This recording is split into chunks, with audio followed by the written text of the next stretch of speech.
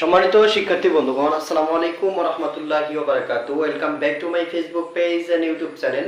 আশা করি আপনারা সকলে ভালো আছেন। আলহামদুলিল্লাহ, আমিও ভালো আছি।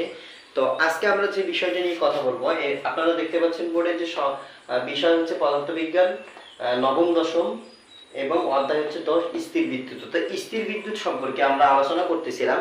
তো আজকে আমাদের ক্লাস নং 8 অর্থাৎ স্থির বিদ্যুতের 8 নাম্বার ক্লাসে আমরা উপনীত হয়েছি। অর্থাৎ 8 নাম্বার ক্লাসটি হলো সর্বশেষ ক্লাস। তো এই সর্বশেষ ক্লাসে আমরা যেটা জানতে পারবো এটা হলো স্থির বিদ্যুতের ব্যবহার, অর্থাৎ কোন কোন জায়গায় স্থির বিদ্যুৎ ব্যবহার করা হয় এই বিষয়টি আমরা আলোচনা করব। এখানে আমরা দেখতে পাচ্ছি মোট 6টা বিষয়ের উপর আলোকপাত করা আছে, যে 6টা জায়গায় অর্থাৎ 6টা মেশিনে বা 6টা যন্ত্রে স্থির বিদ্যুৎগুলো ব্যবহার করা হয়। প্রথমত ফটোকপি মেশিনে স্থির বিদ্যুৎ ব্যবহার করা হয়ে থাকে ফটোকপি করার জন্য।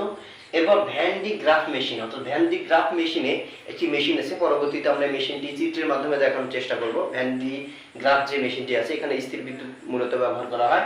এরপর হচ্ছে জ্বালানি ট্রাক, অর্থাৎ যে ট্রাকগুলো জ্বলে, অর্থাৎ জ্বালানি ট্রাকে স্থির বিদ্যুতের মাধ্যমে আমরা জ্বালানি যে তেলগুলো থেকে তেলগুলোর মাধ্যমে বিদ্যুৎ শক্তিতে রূপান্তর করি, এখানে স্থির বিদ্যুৎটা ব্যবহৃত হয়।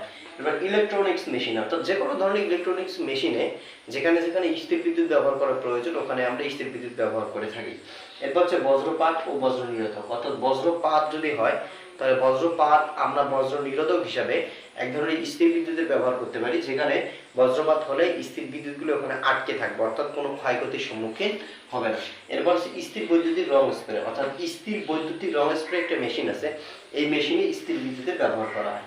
তাহলে স্থির বিদ্যুতের ব্যবহার এই 6টি জায়গায় করা হয়, আর অসংখ্য জায়গা আছে, আমরা মূলত এই 6টি জায়গা নিয়ে আলোচনা করলাম।